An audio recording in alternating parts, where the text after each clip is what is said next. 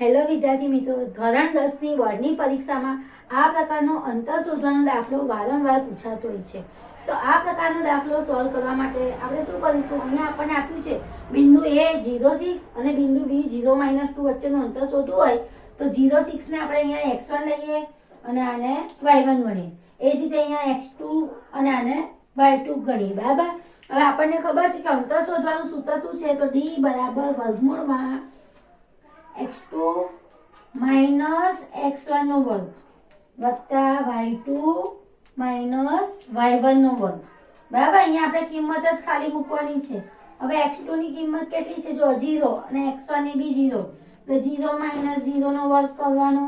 અને y2 કેટલા છે? -2. પછી અહીંયા માઇનસ ની સાઇન છે તો માઇનસ અને આ પ્લસ 6 છે પણ એ માઇનસ. બરાબર. 6 નો વર્ગ. હવે અહીંયા શું થાય? 0 નું તો કશું થાય નહીં. 0 માઇનસ 0, 0 નો વર્ગ બી 0, -2 માઇનસ 6 કેટલા થાય? -8 થાય.